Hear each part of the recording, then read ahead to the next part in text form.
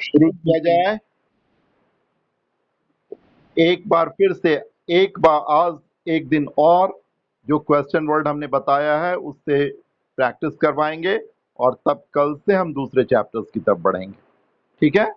हमने एफर्मेटिव से नेगेटिव बनाना सिखाया आपको, हमने सिखाया आपको असर्टिव से इंटरोगेटिव बनाना सिखाया आपको।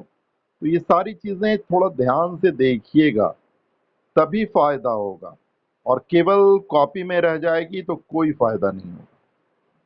डे टू डे लाइफ में लिखने के समय, बोलने के समय इसका प्रयोग करो, तभी ये याद रहेगा, नहीं तो बस केवल कॉपी में सिमट कर रह जाएगा ये सारा चीज।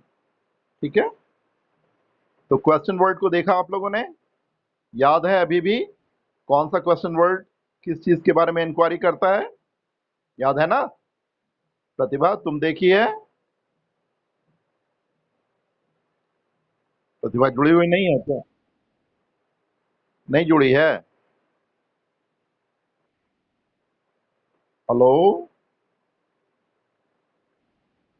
हाँ, तुम याद की है जो क्वेश्चन वर्ड हम लिखा है? हाँ, नहीं समझे? कुछ नहीं समझे? इतना तो जरूर समझे होगे ना कि ये क्वेश्चन वर्ड है तो इसके बारे में जानकारी मांगता है। इतना समझे हो या ये भी नहीं समझे? जैसे व्हेन समय के बारे में जानकारी मांगता है, वेयर स्थान के बारे में जानकारी मांगता है, हु किसी व्यक्ति या, है ना, व्यक्ति के बारे में जानकारी मांगता है, व्हाट किसी वस्तु अथवा पद के बारे में जानकारी मांगता है, विच चॉइस के बारे में जानकारी मांगता है ना, सिलेक्शन के बारे में, व्हाई रीजन कारण के बारे में जानकारी मांगता है, हाउ अवस्था अथवा तरीका के बारे में जानकारी मांगता है, हुज स्वामित्व के बारे में जानकारी मांगता है, हाउ मेनी संख्या के बारे में जानकारी मांगता है, हाउ मच मात्रा के बारे में जानकारी मांगता है, हाउ फार दूरी के बारे में जानकारी मांगता है, हाउ लॉन्ग समय की अवधि के बारे में जानकारी मांगता हाउ ऑफन आवृत्ति के बारे में जानकारी मांगता है ना? उसी तरह हाउ ओल्ड उम्र के बारे में जानकारी मांगता है, हाउ डीप गहराई के बारे में जानकारी मांगता है, हाउ फास्ट गति के बारे में जानकारी मांगता है। तो सबसे पहले आपको ये याद करना पड़ेगा कि कौन सा क्वेश्चन वर्ड किस चीज के बारे में जानकारी मांगता है। फिर क्या करना पड़ेगा आपको? उस स्ट्रक्चर को याद करना पड़ेगा। ठीक है ना?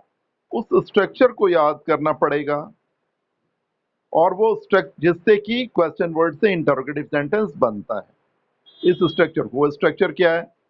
Question word plus auxiliary verb plus subject plus principal verb.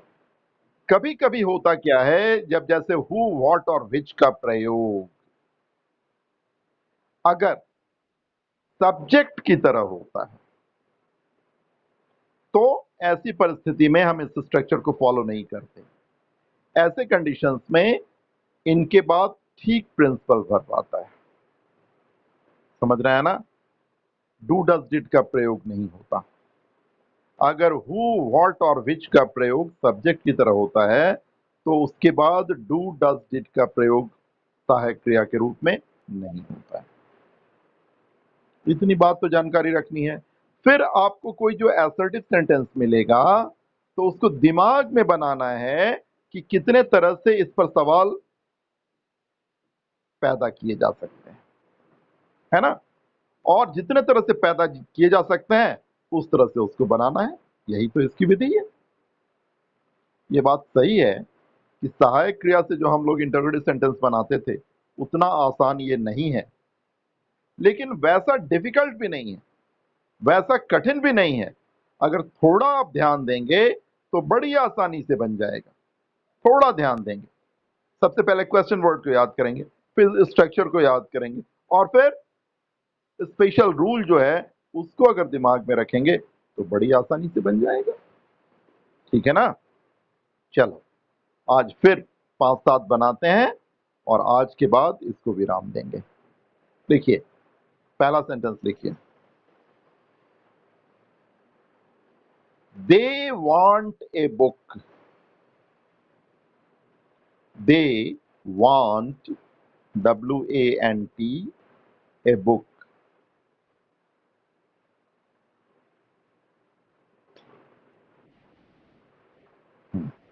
अब ये सेंटेंस है, इसको आपको बनाना है इंटरोगेटिव। सहायक क्रिया से तो आराम से बना लीजिएगा, है ना। Do they want a book, लेकिन सहायक क्रिया से नहीं बनाना है इसको, क्वेश्चन वर्ड से बनाना है। और क्वेश्चन वर्ड से बनाने का पूरा तरकीब बता चुके हैं आपको, वो दिमाग में लाइए और बनाने की कोशिश कीजिए। दे वांट, वेंट नहीं, वांट, WANT। वांट मीन्स चाहना। वो लोग एक, वो लोग एक पुस्तक चाह रहे हैं।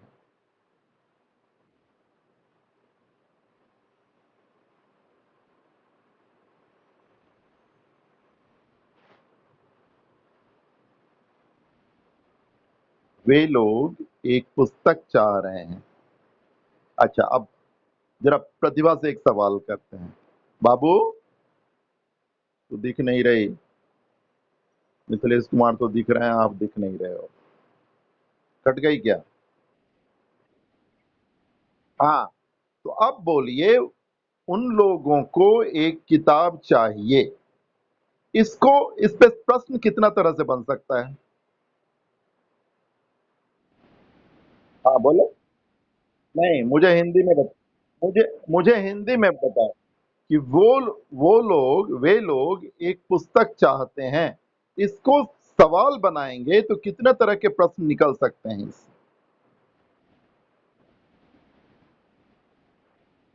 देखिए, ध्यान दीजिए, मेरी मेरी बात की तरफ ध्यान दीजिए। दे वांट ए बुक, वे लोग एक पुस्तक चाहते हैं, तो दो सवाल बन सकता है जिसका जवाब यही होगा, दे वांट ए बुक। पहला, कौन लोग पुस्तक चाहते हैं? तो वे लोग पुस्तक चाहते हैं। और दूसरा, वे लोग क्या चाहते हैं? तो वे लोग पुस्तक चाहते हैं, है ना। दो तरह से बन सकता है ना। तो पहला बनाइए, कौन पुस्तक चाहते हैं। तो कौन यानी व्यक्ति के बारे में जानकारी मांगना है, तो कौन सा क्वेश्चन वर्ड आएगा? हु। लगाइए हु। और हमने बताया स्पेशल रूल में कि हु के बाद, हु का प्रयोग अगर सब्जेक्ट के रूप में होता है तो उसके बाद हम लोग डू डज डिड का प्रयोग सहायक क्रिया के रूप में नहीं कर सकते, सीधे प्रिंसिपल वर्ब लाएंगे। लगाइए, दे वांट ए बुक।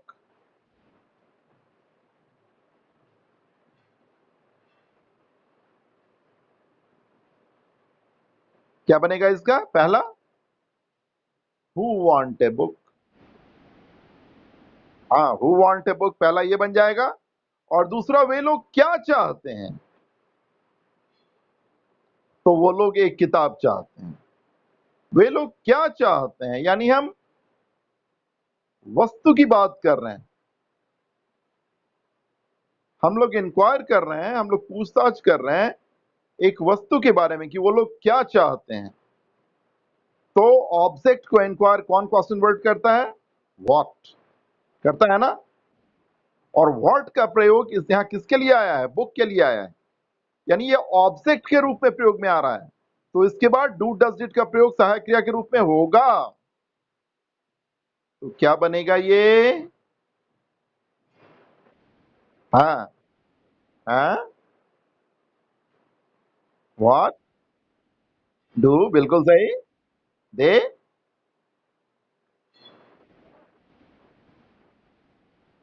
नहीं, ए बुक जवाब थोड़ी आपको देना, आपको केवल सवाल करना है। What do they want, what do they want, वो लोग क्या चाहते हैं? तो वो लोग एक पुस्तक चाहते हैं। वो लोग क्या चाहते हैं? वो लोग एक पुस्तक चाहते हैं। तो दो तरीके से ये बन सकता है इंटरोगेटिव सेंटेंस क्वेश्चन वर्ड से। थोड़ा दिमाग लगाना पड़ेगा, मैंने पहले ही कह रखा है कि ये उतना आसान नहीं है जितना सहायक क्रिया से था। यहाँ पे थोड़ा दिमाग लगाना पड़ेगा आपको, है ना। तो थोड़ी अच्छी चीजें सीखने के लिए थोड़ा दिमाग भी लगाना पड़ता है ना। अंग्रेजी में एक कहावत है कि greatness lies outside the comfort zone. नहीं समझे होंगे, कुछ ऊपर से निकल गया होगा। यानी बड़ा बनने के लिए, महान बनने के लिए थोड़ा कठिन चीजों को सीखना पड़ता है। आसान चीजें, अब आप में और क्लास 2 के बच्चे में अंतर तो होना चाहिए ना, है ना। वो छोटा है, आप थोड़े बड़े हो गए हो, और आप में और मुझ में अंतर होना चाहिए ना। आप मुझसे छोटे हो, मैं आपसे भी बड़ा हूं, ठीक है ना। तो थोड़ी कठिन चीजें सीखो, समझे बेटा। थोड़ी कठिन चीजें भी सीखो, ध्यान दो, नहीं समझो पूछो। मैं तो हमेशा कहता हूं, कोई भी जरा सा हिचकिचाहट नहीं होना चाहिए पूछने में। हम तो हर समय मौजूद हैं, जब भी। और तो मैं तो कहता हूं केवल क्लास में नहीं, इस बीच में आप पढ़ पढ़ रहे हो, कुछ दिक्कत हो रही है, फोन तो आजकल बहुत आसान हो गया है। आजकल तो फ्री भी हो, एक बार भरा लो, उसका जितना कॉल करना है कर सकते हो। अगर पढ़ाई में कोई दिक्कत हो, बेहिचक आप फोन कर सकते हो मुझे। मुझे खुशी होती है बच्चों को सहायता करने में पढ़ाई के लिए। लेकिन हाँ, फोन कीजिएगा तो पढ़ाई के विषय में ही कीजिएगा। ऐसा नहीं कि सर आप खाना खा लिए सो गए, वो सब नहीं। समझ रहे हैं ना। हाँ, वो सब मेरी पर्सनल बात है कि सर खाना खाए, खाना में क्या क्या खाए, अकेले खा लिए, ये सब के लिए फोन नहीं करना है। फोन करना है पढ़ाई के विषय में कि ये बन नहीं रहा है सर, इसमें क्या होगा, जरा समझाइए आप। और मैं हमेशा सहर्ष तैयार रहूंगा आपकी मदद के लिए। मुझे खुशी होती है, सच कहता हूँ। बहुत लोग यहाँ से पढ़ाते हैं, मैं यहाँ से पढ़ाता हूँ। समझ रहे हैं ना। मैं दिल से पढ़ाता हूँ, मुझे पढ़ाने में मजा आता है। मैं कभी बोझ नहीं समझता। मैं, पता नहीं आप लोगों को इंतजार रहता है नहीं रहता है क्लास का, लेकिन मुझे 11 बजने का इंतजार रहता है कि अब मेरा बच्चा सब आएगा, है ना। हाँ सोते हैं। हाँ नहीं, नहीं, हाँ नहीं, ये बात तो है, क्योंकि फोन करते हैं तो दोनों बच्चा तुरंत फोन उठाता है, ये बात है। दोनों बच्चा मेरा बहुत अच्छा है। लेकिन अच्छे तब ज्यादा रहोगे जब पढ़ाई भी करोगे। केवल प्यार दुलार से काम नहीं चलता। हाँ बेटा बहुत बढ़िया, आप ऐसे, वो सब में मैं विश्वास ज्यादा नहीं करता। सब अच्छा है, प्यार दुलार अपनी जगह है, होना भी चाहिए। लेकिन असली काम हम लोगों का है पढ़ना, है कि नहीं बाबू, बोलो, है ना। हम्म। मुझे सब अच्छा लगता है, मुझे बच्चे बहुत प्यारे लगते हैं। और मैं विद्यार्थियों को विद्यार्थी नहीं समझता, मैं अपना पुत्र और पुत्री समझता हूँ। दिल से बात कह रहा हूँ। मैं थोड़ा डिफरेंट टाइप का आदमी हूँ। मैं भावनाओं की दुनिया में जीता हूँ, और मुझे ये जीना अच्छा लगता है। लेकिन इसका मतलब ये नहीं कि मैं केवल भावनाओं की दुनिया में घूमता रहता हूँ। मुझे मेरे बच्चे थोड़े अलग भी चाहिए। जब तू लोग सही बनाता है ना, तो तुम लोगों को जितनी खुशी होती है ना, उससे ज्यादा मुझे खुशी होती है। लगता है तू लोग क्या है, तू लोग क्लास को मैं मानता हूं कि ये एक फुलवारी है, और तू लोग है उस फुलवारी के नन्हे नन्हे पौधे, और मैं हूं उस फुलवारी का माली। और जब उस फुलवारी के पौधों में जब फूल आता है, फल निकलता है, तो जैसे माली को खुशी होती है ना, वैसे हम शिक्षकों को खुशी होती है। अच्छा लगता है कि जो फूल लगा रहे हैं, जो पेड़ लगा रहे हैं, उसमें फूल और फल आ रहे हैं। उसी तरह बाबू थोड़ा ध्यान दीजिए, आप ही के लिए कहते हैं। आप लोग बड़े हो जाओगे, हम लोग और बूढ़े हो जाएंगे, तो बढ़िया बढ़िया सर्विस करोगे, खूब पैसा कमाओगे, तो क्या हमको दे दोगे? लेंगे भी नहीं। बस देख देख के खुशी होगी, है ना, कि मेरा बच्चा सब अच्छा कर रहा है। और हम लोगों को क्या चाहिए। चलो, फिर मैंने भाषण देना शुरू कर दिया, आदत खराब है मेरी, है ना। चलिए नंबर 2 बनाइए तो। प्रतिभा इज देयर। सेंटेंस है, Pratibha is there. Pratibha is there, THERE। There means वहां, है ना। वहां, हियर मीन्स यहां गई नहीं, प्रतिभा इज देयर, प्रतिभा वहां है। अब दिमाग में बनाइए कि कितने तरह से सवाल बनाए जा सकते हैं इस वाक्य के द्वारा।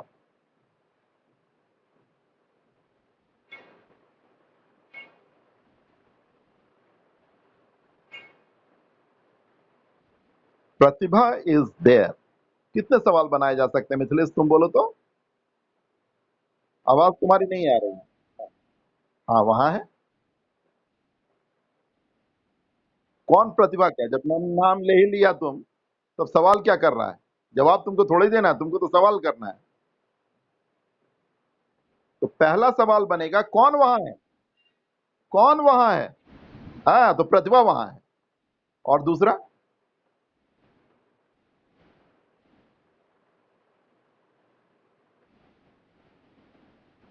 नहीं कोई करने के का कोई बात यहां नहीं है। दो सवाल बन सकते हैं, पहला वहां कौन है, तो प्रतिभा वहां है। और दूसरा, समझ रहे हैं ना, प्रतिभा कहां है, तो प्रतिभा वहां है। दोनों का जवाब यही आएगा। प्रतिभा इज देयर में पहला प्रतिभा वहां है, तो दो सवाल बन सकते हैं। पहला कौन वहां है, तो प्रतिभा वहां है। दूसरा प्रतिभा कहां है, तो प्रतिभा वहां है। दोनों का जवाब यही हुआ ना। अब मैंने इतना बता दिया, अब आप लोग बनाइए कौन सा क्वेश्चन वर्ड लगेगा और उसका स्ट्रक्चर क्या होगा।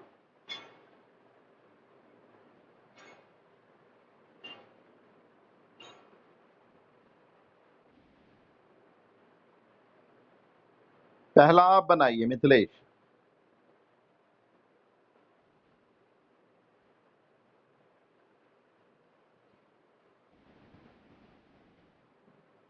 पहला बनाइए।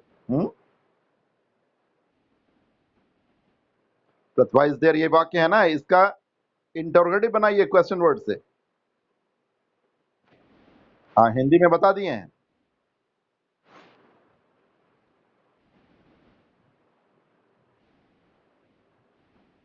क्यों डा जाएगा, जब सहायक क्रिया आपके पास है ही तो। डू डज डिड का प्रयोग तभी होता है ना जब केवल प्रिंसिपल वर्ब हो। यहाँ तो ऑक्सिलरी वर्ब है ही, तो उस ऑक्सिलरी वर्ब को लाइए ना। डू डज डिड का प्रयोग तब आता है जब केवल प्रिंसिपल वर्ब हो। तो V1 के केस में डू, V1। हाँ, हु इज देयर बनाइए ना पहला। हु इज देयर, तो प्रतिभा इज देयर, है ना। और दूसरा प्रतिभा तुम बनाओ, दूसरा प्रतिभा तुम बनाओ। हिंदी में तो मैंने बता दिया है, अब बनाइए ना, राइट क्वेश्चन वर्ड चूज कीजिए।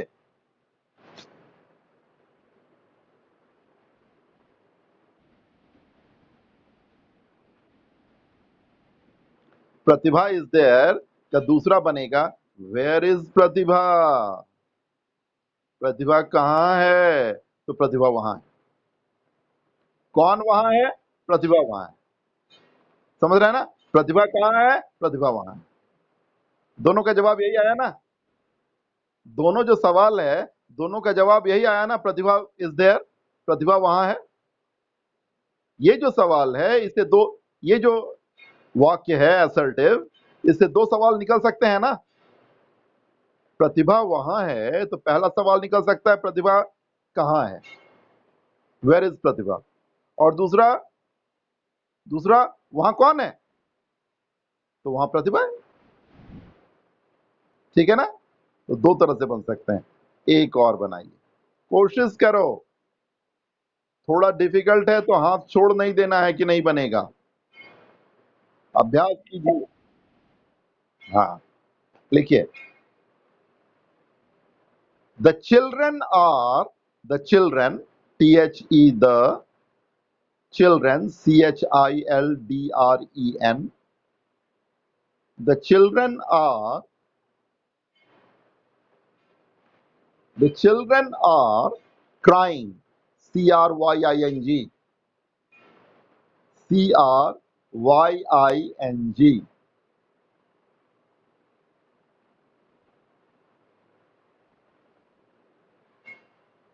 They are the children are crying for, CRYING, crying for, FOR, for milk, MILK, milk, दूध.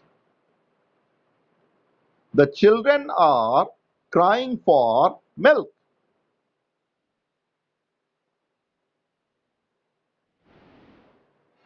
The children are crying for milk.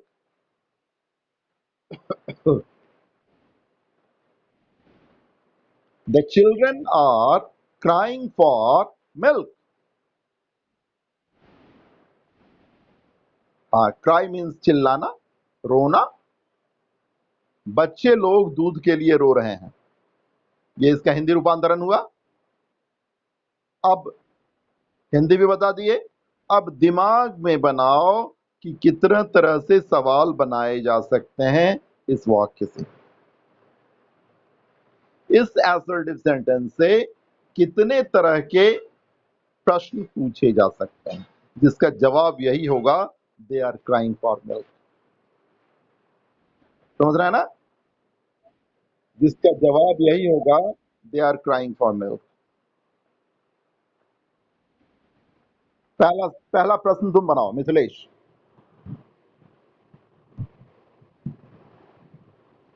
ना, they are crying for milk.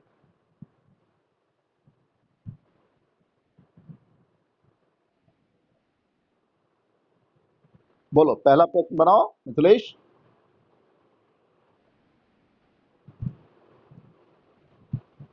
नहीं, पहले हिंदी में हमको समझाइए कि कितने तरह के सवाल बन सकते हैं. कौन कौन? बिल्कुल, रो रहा है. हाँ बिल्कुल. हाँ, दूसरा.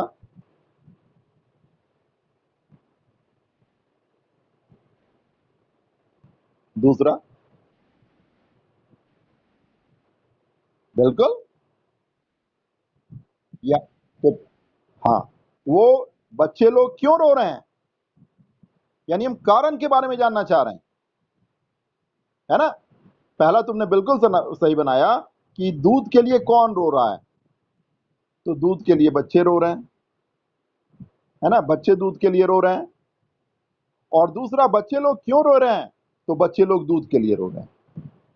तो दो तरह से बन सकता है. बिल्कुल सही. तो बनाइए, बनाइए, कोशिश कीजिए. पहले कौन, यानी पर्सन के बारे में जानकारी मांग रहे हैं, तो कौन सा क्वेश्चन वर्ड चूज करता है? हु. बिल्कुल सही. बनाइए.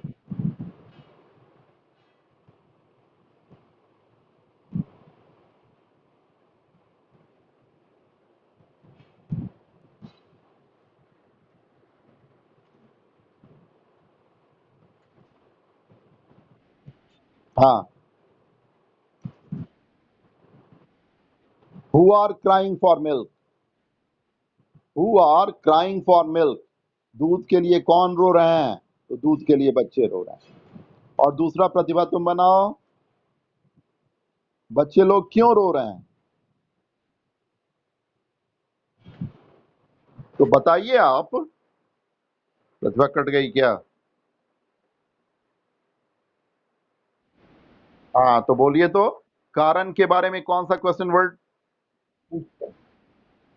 क्यों नहीं समझते हैं? आप याद नहीं करते हैं इसलिए नहीं समझते हैं.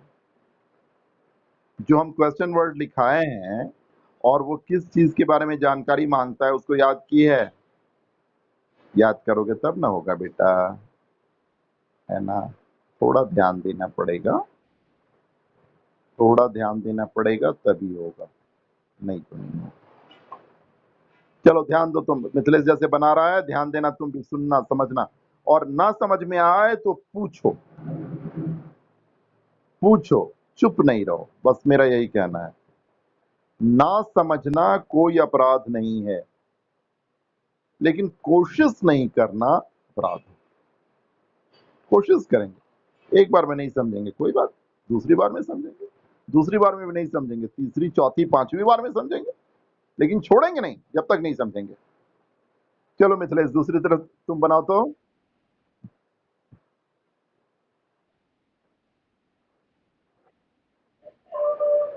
स्ट्रक्चर फॉलो किए? कुछ कुछ कर दीजिएगा। स्ट्रक्चर काहे को लिखा है?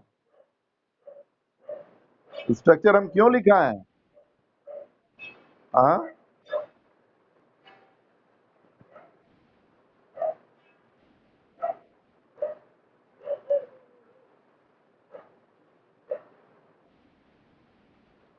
क्वेश्चन वर्ड के बाद पहले ऑक्सिलरी वर्ब। हाँ, why are children crying for milk? क्यों? जवाब आपको थोड़ा ही देना है, जवाब तो वहां लिखा हुआ है असर्टिव में। आपको प्रश्न पूछना है कि बच्चे लोग क्यों रो रहे हैं, तो बच्चे लोग दूध के लिए रो रहे हैं। कौन दूध के लिए रो रहा है, तो बच्चे लोग दूध के लिए रो रहे हैं। दोनों का एक जवाब, ठीक है। चलिए एक और। ही drives the car. He drives, DRIVES। He drives the car. He drives the car at he drives, DRIVES. He drives the car at, अब फिर हल्ला हो रहा है तुम्हारे यहाँ। प्रतिभा बहुत हल्ला लेकर बैठती है। He drives the car.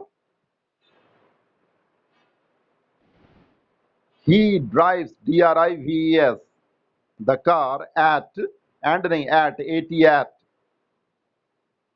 60 kilometer an hour. 60 kilometer an hour. He drives the car at 60 kilometer an hour.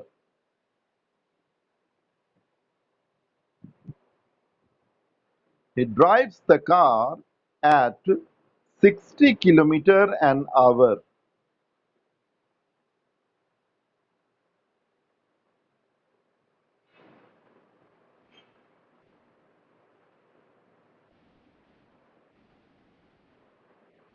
साठ किलोमीटर प्रति घंटे की रफ्तार से चलाता है वह कार।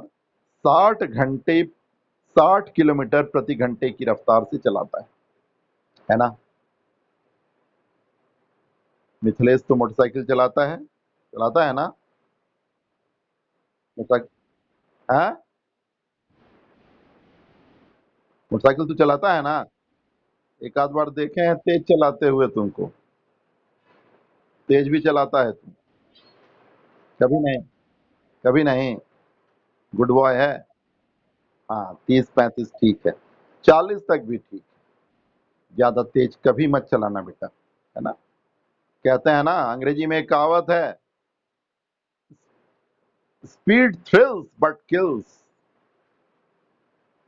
स्पीड में, गति में मजा तो जरूर आता है, लेकिन जान भी लेता है गति, है ना। हाँ, और हमेशा हेलमेट, हेलमेट लगाता है। हाँ, एकदम कभी नहीं छोड़िएगा। हेलमेट जो है वो बहुत जरूरी है। चलिए, तो वह 60 किलोमीटर प्रति घंटे की रफ्तार से कार चलाता है। अब हम समझा देते हैं, आप लोग घर में बनाइएगा इसको। देखिए, इससे 3 तरह के सवाल निकल सकते हैं। पहला, कौन 60 किलोमीटर प्रति घंटे की रफ्तार से कार चलाता है? कौन? तो वह 60 किलोमीटर प्रति घंटे की रफ्तार से कार चलाता है, पहला जवाब ये हो गया। दूसरा, वह 60 किलोमीटर प्रति घंटे की रफ्तार से क्या चलाता है? तो वह 60 किलोमीटर प्रति घंटे की रफ्तार से कार चलाता है। तीसरा, वह किस गति से कार चलाता है? समझ रहे हो ना, वह किस गति से कार चलाता है? तो वो 60 किलोमीटर प्रति घंटे की रफ्तार से कार चलाता है। So these are the 3 questions.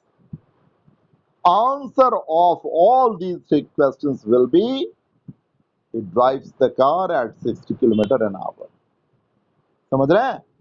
ये तीनों का क्या होगा? जवाब होगा कि वह 60 किलोमीटर प्रति घंटे की रफ्तार से कार चलाता है। मैंने हिंदी में बता दिया, इंग्लिश में अभी बैठकर आप लोग क्लास के बाद बनाने की कोशिश कीजिएगा और कल हमको बताइएगा। ठीक है? आज यहीं तक रहने देते हैं। खुश रहिए।